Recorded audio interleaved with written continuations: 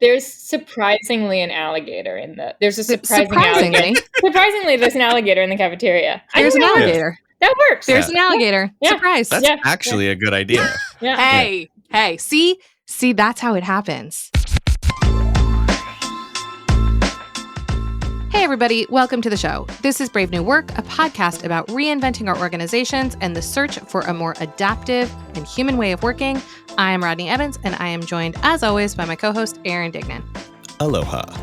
We are also joined today by Ginny Hogan, a comedian, writer, and author of the book Toxic Femininity in the Workplace and the forthcoming I'm More Dateable Than a Plate of Refried Beans, out in May. Ginny, welcome to the show. Thanks so much for having me. It's great to be here. On today's episode, we're going to talk about how lampooning and satirizing toxic workplaces could maybe, just maybe, help us reform them. But before we unpack that funny stuff, let's check it in. Let's check it in. So, Ginny, we always do a check-in round on this podcast. Today will be no different. I am going to ask a question, and the three of us will answer it in turn. And the question for today is one Allie asked this morning, and I enjoyed, which is, what is something that has surprised you this week? And we will start with Aaron, then Ginny, then me. I'll tell you what has surprised me this week is that suddenly I don't like eating all the stuff that I like to eat. What? So I'm starting to fall apart over here. Like I had a Chipotle lunch that I was just thoroughly unsatisfied with. So I am on the look for new cuisine, listeners. Send me your ideas. The McDonald's stock just dropped. Ginny, what about you? I'm surprised by how much I'm enjoying the cold weather. I'm in New York, and I had been in Los Angeles the past 3 winters, so I really thought that I was going to hate it so much. But I'm so excited about the cold. It's so fun to go. I like to go running in the cold. I don't know if that's lame of me to admit, but yeah, I'm loving it, and I'm shocked. Nice. Ask me again in February, though, and I might totally hate it.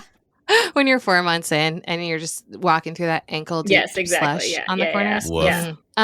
Something that surprised me as recently as this morning was that workmen showed up at our house unexpectedly at 6:30 in the morning and had not told our contractor or me or my husband who's traveling.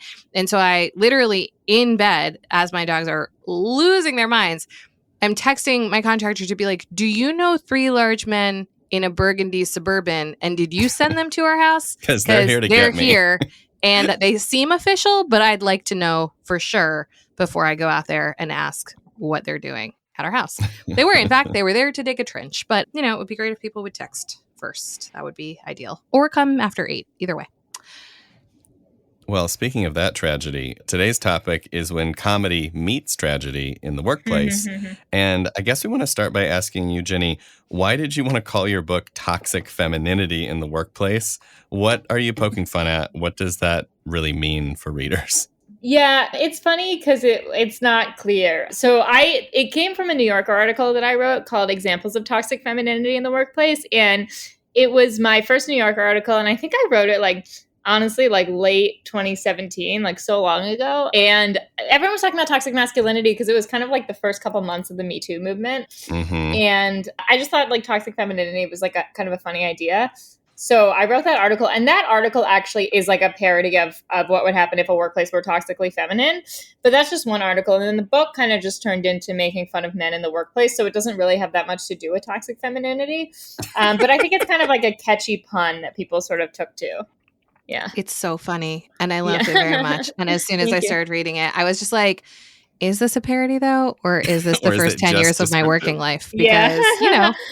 But it's way. called Toxic Femininity, but it's not about women being toxic, even though the original article is. Awesome. So certainly as I read your book, I found I truly did lol a lot of times and found it very relatable in so many ways. I am curious what lived experience and musings of yours, if any, inspired that original New Yorker piece, and how did that end up turning into a full-blown book? Definitely, yeah. So I worked in the tech industry for 3 years, and then before that I was a math major and I was in a statistics grad school program. So I've been in these all-male environments for a really long time, mostly male. And so it's definitely very much inspired by my coworkers in the tech industry. But because it's so heightened, I feel like there are kind of a couple, in the tech industry, there's sort of a baseline layer of sexism that comes from it just being all men. And then there are every like 1 in every like 20 men is like particularly bad. So I feel like the ones that feel the pieces in the book that feel really extreme and are based on like a man being crazy, those are really based on like probably like 4 total men. And then the pieces that are kind of like, oh, this is what it's like to just be surrounded by men and kind of like have them really want you to be friends with the other women or just sort of feel a little bit on the outside, those are sort of based on like the general vibe. But I do think like a lot of my coworkers were really supportive of the book. My former coworkers, they like came to a book signing in San Francisco, they bought it, male coworkers. So I don't think that they felt super attacked. I think it's kind of clear that like the ones that are specific are about these like really aggressively bad guys. Yeah, I love the quiz question somewhere in your book where it's like, you know, do within your first week, did the other women point to the person who is most likely to sexually harass you? And I was like, oh, I've been in that meeting where someone pulls you aside, like right after orientation. They're like, just watch out for that guy, especially if you're in the bar. It's a fun initiation. I am curious. Obviously, you're a hilarious writer and comedian, and that seems to have bubbled up while you were working in tech. Was it a response to what you were seeing and experiencing? Was it always present in your, career aspirations? Like, how do those two worlds collide? And when did you decide to go full-time comedy writer? Yeah, they collided in a really silly way. Basically, I was interning at Facebook when I was in grad school, and at Facebook, they give you free ad credit. So I thought this was so dumb because I was like, who wants Facebook ads? But I ran like dating ads for myself as a joke to like see if they took. And then I wrote a blog post called like, should you make Facebook your new dating app? And it was like kind of funny. But I was like pretty serious about trying to do some statistics on the numbers, but there just like were no numbers. So then I kept doing more of those with different apps, trying to figure out how to date off various apps. I wrote one called like Coffee Meets Bagel Meets Me. That was like, it just like someone put it, this is such a weird story, but I feel like my comedy career began when this article went viral. It was like, and it went viral on Hacker News. It was like on the front page for like 2 days, which is like basically like the tech version of Reddit. And like everyone I knew read Hacker News. So like every guy I'd ever gone out with off Hinge, like saw the article, and it was like about like me doing analytics on my first dates, and like they like called or like texted to be like, which one am I, like which like it's aggregate, but I want to know specifics. You're like Taylor Swift. Yeah. It was really insane, honestly. I was so shocked. And the guy who put it on Hacker News, like I hooked up with him like years later, which was just very random, and I had kind of forgotten at that point that he'd done that. But after that I started doing stand-up probably like a year later. I was at a tech company. Sometimes at startups, like if you're not a manager, if you're like an individual contributor, you can just have like a month where you don't have very much work because it's so disorganized and they don't really assign you anything. So I had like a real lull because my boss had left. So I took a stand-up comedy class, and that's kind of when it really launched. And then I never like intended to become a full-time comedian or full-time writer. I just needed a break from doing both tech and stand-up because I had a year of like a pretty intense tech job and then doing stand-up for like 5 hours a night, and I was just like unbelievably burnt out. So I quit my job and I was going to take like a couple months off, which was kind of easy to do in the tech industry at the time. Like I feel like it was sort of like a hot market for like data engineering. It probably still is. I haven't looked into it in a while. But then I moved back home and I started writing for a bunch of websites, and then I kind of never got back to tech. So I'm very curious. This is a super random, but I'm in the market to learn something new right now. And I'm wondering, what made you like, so you had a little free time because nobody remembered that you needed work to do at your job. Yeah. You're hanging out.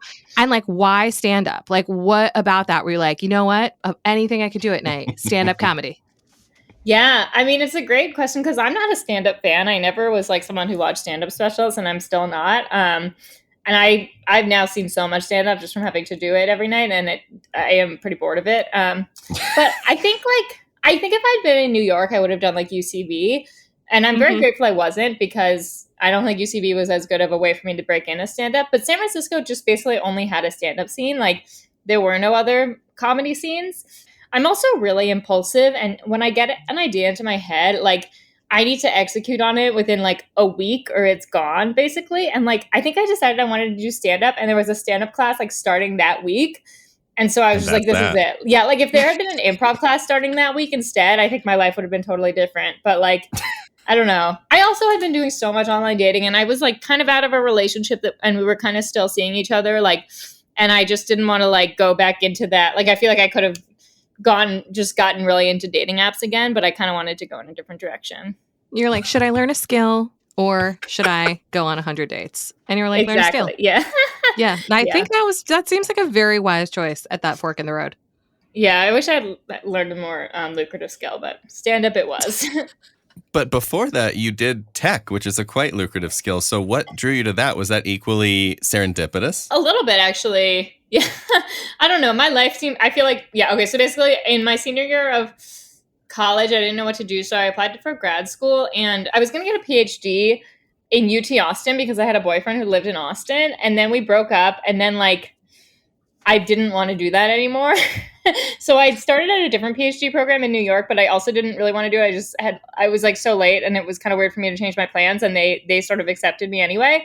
So I knew as soon as I'd started that PhD program that I should start thinking about probably dropping out. And that's kind of when I started looking into tech.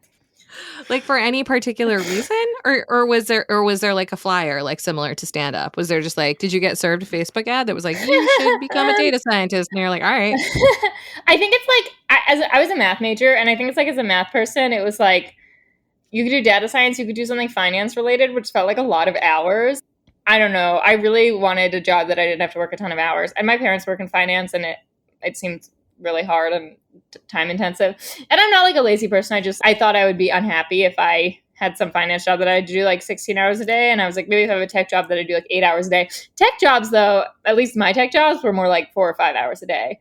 They were pretty awesome. The way I did them, it was pretty quick. But yeah, I think I just didn't I felt like there was just a narrow set of things because I had these technical skills and it seemed really stupid not to use them. Now I have a totally different perspective, which is I can't be in a caged by my own skill set basically. And I just have to, I can't it's a sunk cost if I spent time developing a skill, maybe I won't. Even though it is a sunk cost, I don't have to use it just because I have it. But at the time, I thought I had to use my tech skills. And all my friends lived in San Francisco, a lot of my friends from college. So I just got a tech job there. It's the inertia of it. I am getting some chaos math energy, though, from the whole career adventure.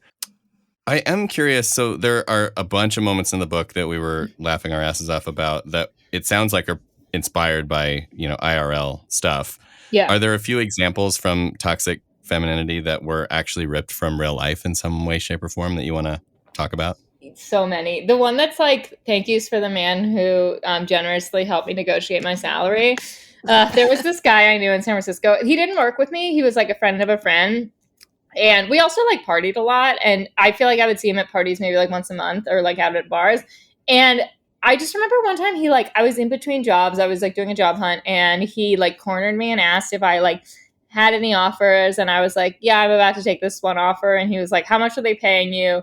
And I was you can't just ask me that. You don't even know me. And then he was did you negotiate your salary? And I was it's none of your business. And then he just kept going and going. And what was so stupid is he kept citing all these things that everyone knows. He was did you know that women get paid less than men? And he was did you know that people who negotiate their salaries end up with higher salaries? And I just I was so offended because I had negotiated my salary and I was happy with my salary. And I just did the assumption that he thought that I would just have not negotiated it because I was a woman. I was I feel I much just prefer flailing without him, really. Yeah, Thank God you ran into that guy at a party. Yeah. And then he started a consultancy to help women negotiate their salaries, which was so messed up. Of course he did. Yeah, okay. I actually think it was probably a consultancy to help people negotiate their salaries, but he only targeted we can women. read between the lines. Yeah. Well, he targeted women because we don't know how to use the internet, obviously. Yes, exactly. Yeah. And no woman has ever read Lean In or something and gotten that advice from any other source. That's amazing. I was watching a panel yesterday that I will not discuss where, but there were panelists that were male and a panelist who was female. And the thing that I could not stop tuning into, so the female panelist was just running circles around these guys.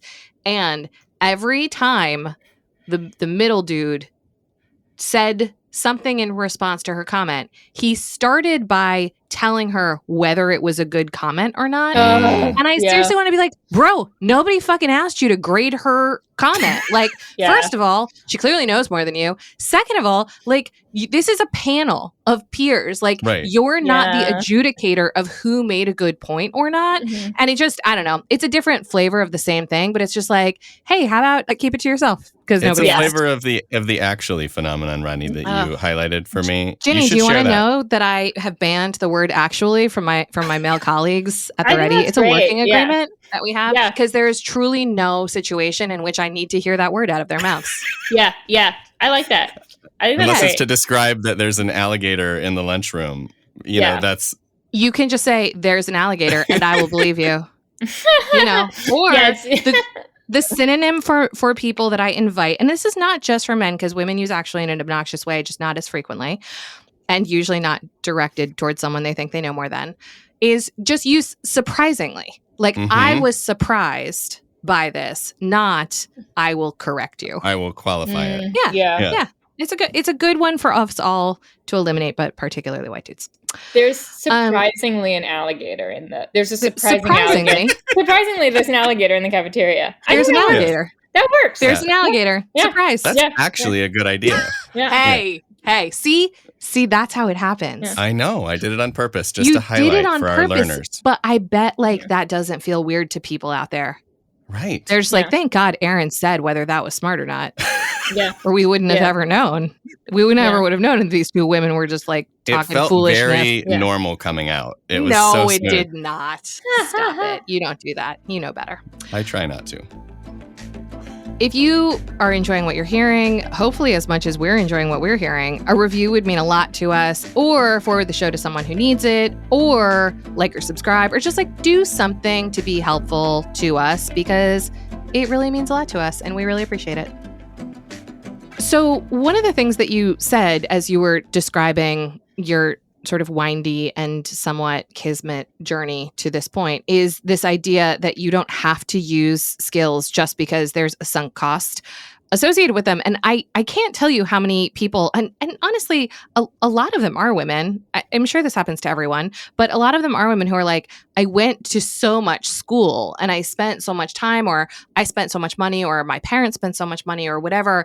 And now I'm sort of stuck in this trajectory and staring 40 years down the line and just thinking like, how am I going to get through this? I have several friends who this has happened to who are therapists, who did a lot of school to become therapists, and then 3 months into being therapists, we're like, oh, fuck, I don't want to do this. So I'm just sort of curious, like, how did you cultivate the idea that you can learn something deeply, learn it well enough to do it as a profession, and then just bail on it because you don't want to?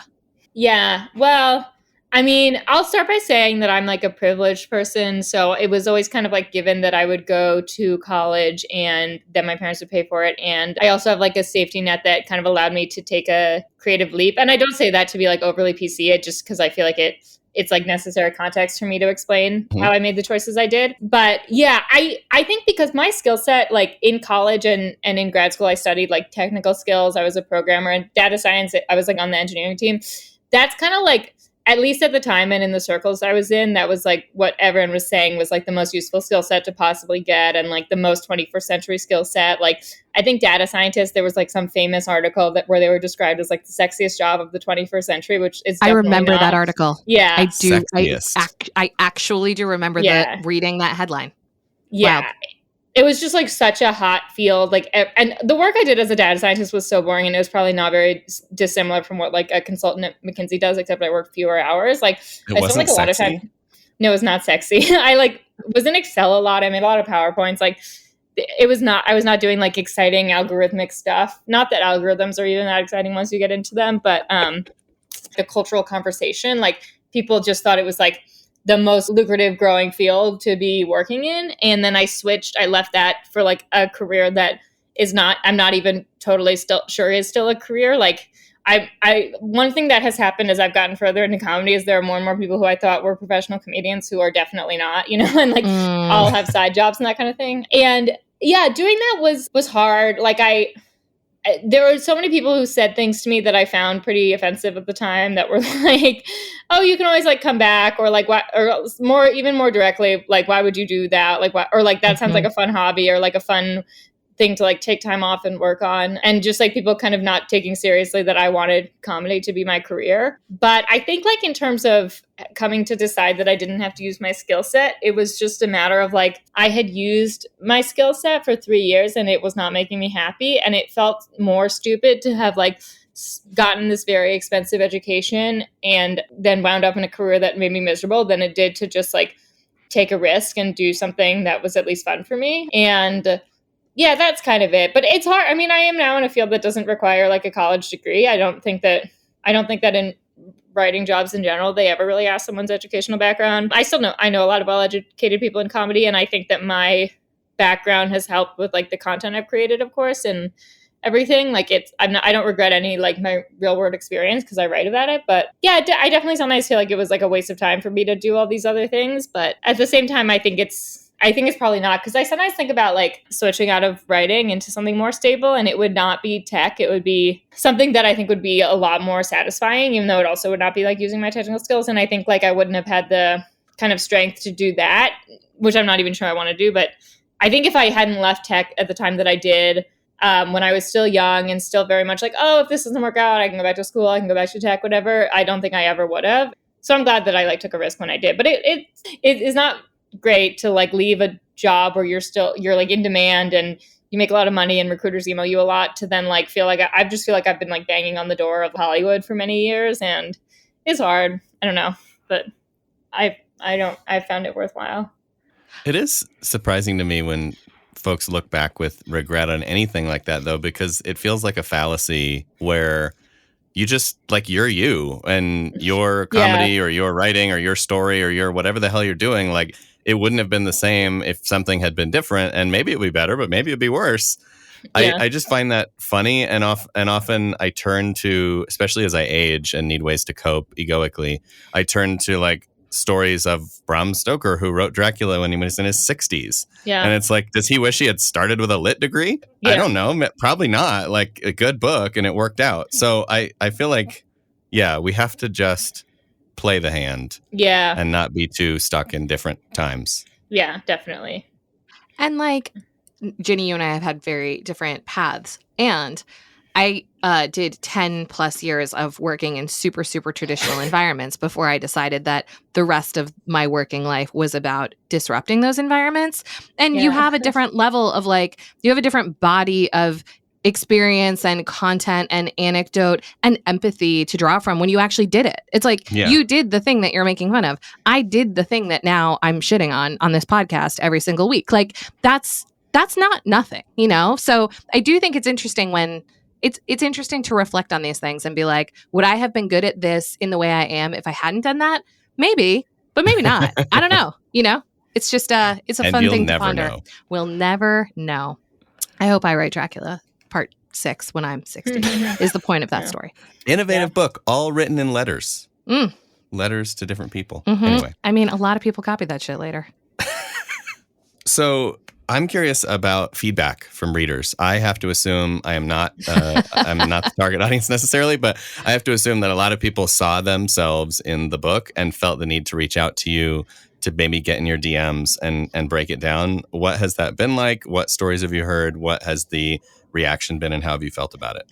My DMs are cesspool always, but I do get nice DMs about the book. I feel like, women like DM me to say that, you know, it like made them smile. It's like a short book. I don't, you know, it can kind of just make someone happy for an afternoon or something, just kind of laughing at the tech industry. So it is nice when women get in touch with me about it, but men also get in touch with me about it because I think that men are just way bigger DMers in general. So they do DM me to like tell me they liked it. A lot of men will DM me to tell me they like bought it for their sister or their girlfriend or something, which I don't really know what to make of that. I don't know if they've even read it. I think it's more likely that they want to DM me and then it's a stocking stuffer. The book is it is a stocking stuffer. It's like a small book. Yeah, you guys should buy it. It's like small and cute.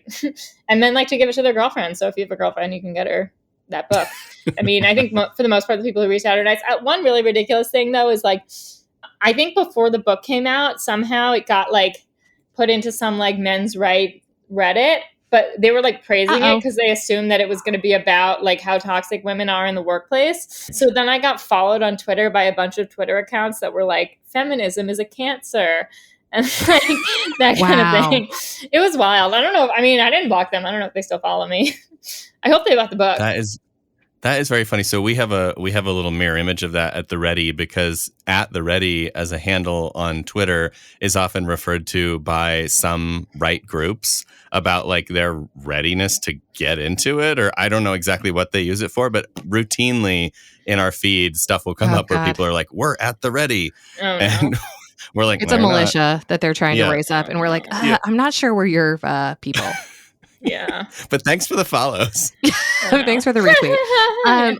I was wondering, as you were saying that, have you ever gotten a response from a man who was like, I see myself, and now I'm on a journey to...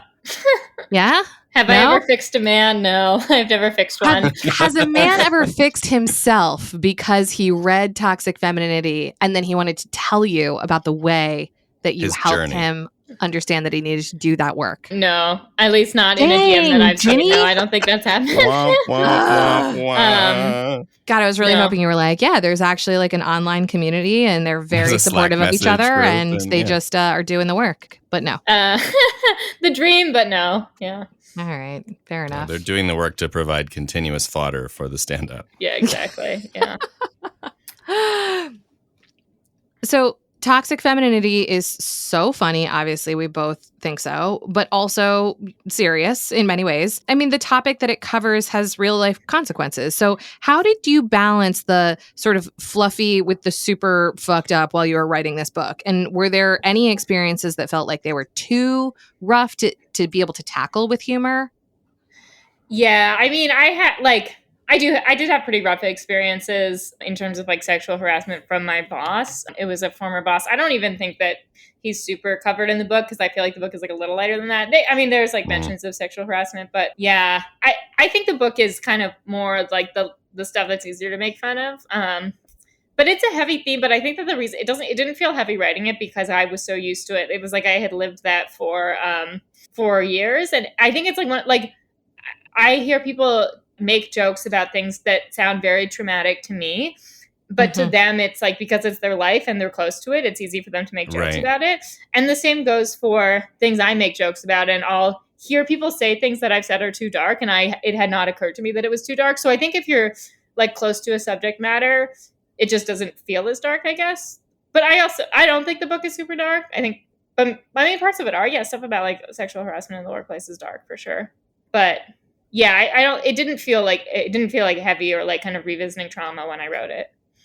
I mean, given the heaviness and the need, let's fix everything. So what kinds of policies or practices or just like awareness do you think is necessary to start to maybe reform some of what you experienced? Because obviously it makes for great comedy, but also wouldn't it be better if it wasn't like that? And what would you advise? What would you recommend, having lived it?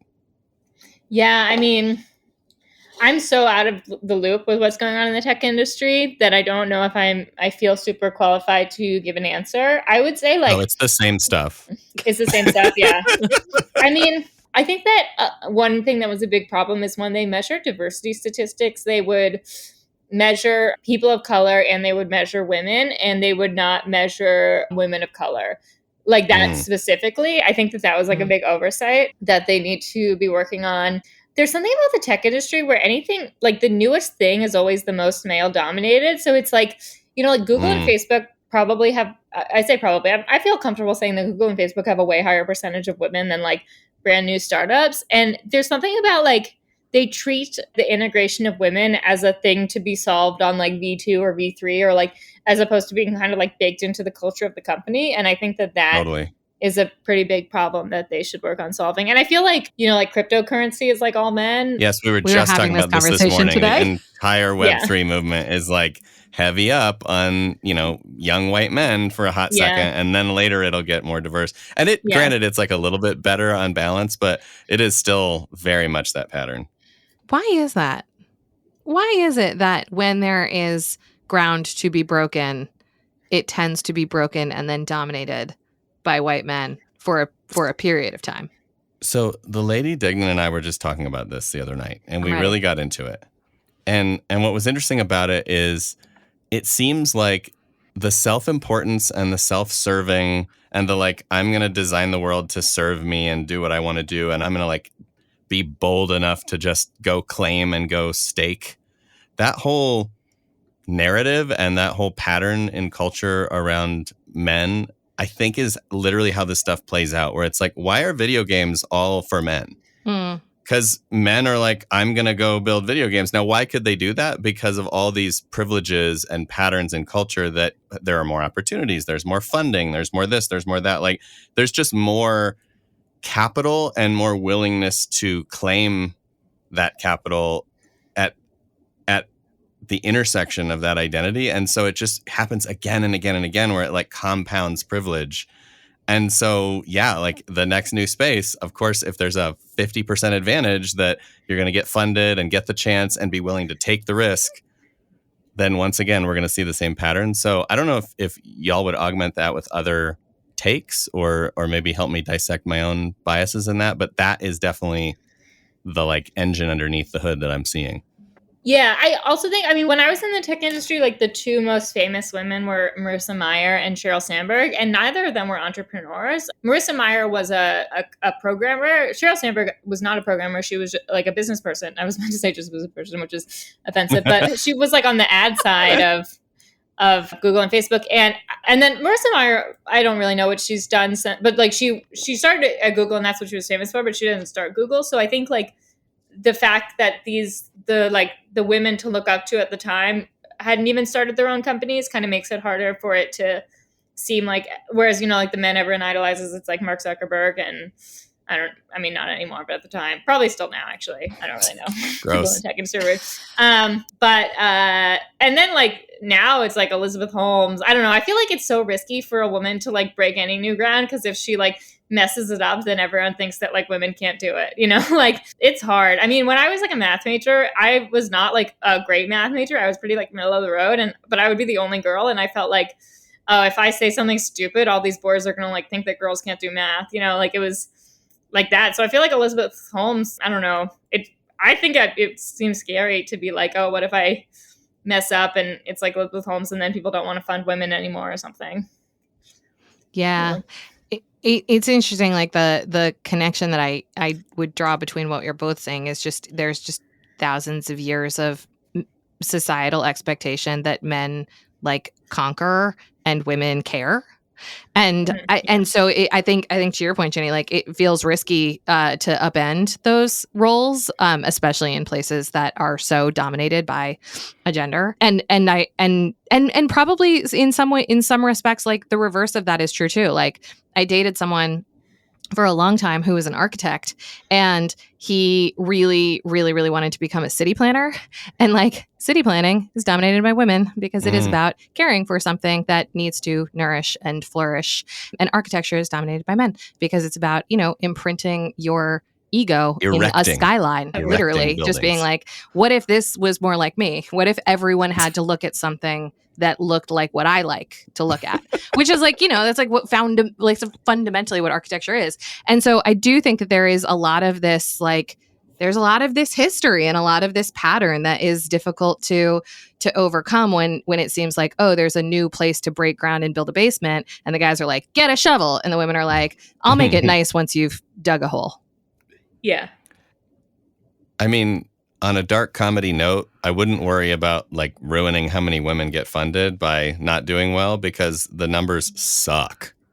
So just, you can't make it any worse than it is. Get out there and bust it up. Yeah. Well, get out there and bust it up is just like, that's just what we're doing. That's what we're doing everywhere. Yeah. That's the point of life. Yeah. I just feel like I know that the next woman who does something corrupt, everyone's going to be like, oh, it's Elizabeth Holmes all over again, And it's just totally. I attack yeah. those people on Twitter though, because I'm just like, no, all of work is toxic. Like it has nothing to do with the gender of anybody. Right. Yeah. We can do better.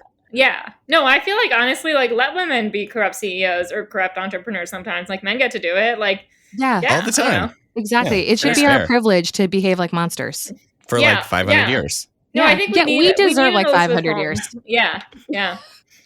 And that really brings us to the title, right? Toxic Femininity in the Workplace. Maybe its time has come. Yeah, exactly. Yeah. Oh, I love it. So speaking of some headlines, what are some of your favorite representations of work culture and life in pop culture?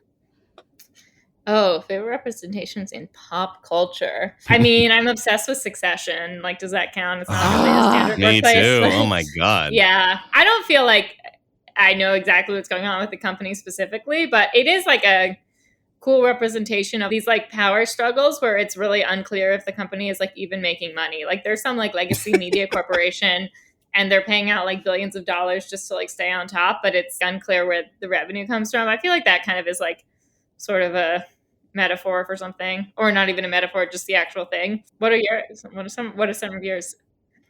I mean, probably my most favorite workplace anything ever is 30 Rock. Oh yeah, that's a great one. Yeah. I mean, Dominant. there's nothing about it that I don't love. Yeah, I mean, I would plus one to that. I've also been a longtime fan of watching old episodes of Kitchen Nightmares. Hell yeah. Which brings the small business workplace to life in a profound way. And you just see like, it's not just the big companies that are fucked up. Right. It's almost every group at every size. So yeah, that definitely gets me going. I think the idea that work could be good, that it could be fun and not fucked up, it's hard to point to a piece of content or media that actually tells that story. Yeah. Mm-hmm. Well, Right? how much fun would that be to watch?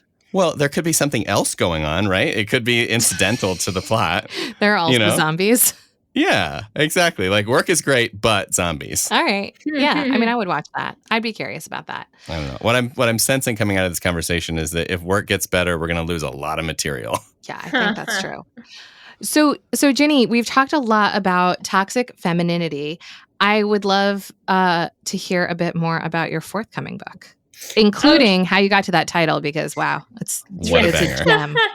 Thank you. It's a book. It's a similar style. It's short satire pieces about dating. It follows the trajectory of a romantic relationship, and it ends with the person deciding to never date ever again, which I do feel at the end of every relationship. And it's really silly because they always end up dating again. But I think I read the proposal, honestly, like a month before the start of quarantine. And then we couldn't pitch it because everything like shut down. And then we pitched it like in the first quarantine July. And yeah, I mean, I love satire. I think satire is kind of like the main thing that I do. I write for The New Yorker, and that's sort of my like most steady freelance work. So just writing, coming up with like 50 article ideas and then writing them is like so fun for me. And more kind of like in many ways, like easier for me to wrap my brain around. I am trying to work to like move into new forms of writing, but that one's really comfortable for me and really fun for me. And the name comes from, there's a piece in the book that's actually was originally a McSweeney's piece. And it's actually kind of based on that original blog I wrote about data and dating, where I don't know if you guys have ever used Tinder Smart Photos. No. But yeah, it's we're old. Okay. So on Tinder, you can upload like a bunch of pictures, and you can either choose which one you want to be your profile picture, or you can use an algorithm that will tell you which one is the most popular. Yeah.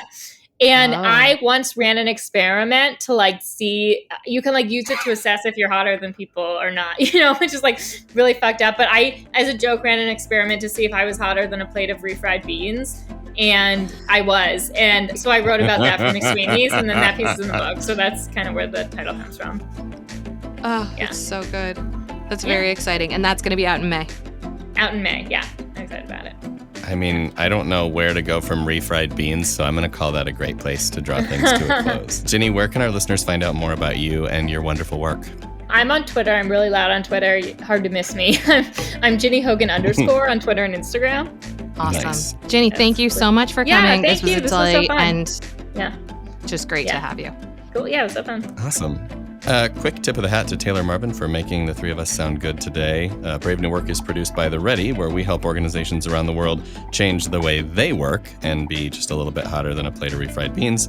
Get in touch with us by emailing podcast@theready.com. And as for you, thanks for listening. Now go change something, or at least make fun of it.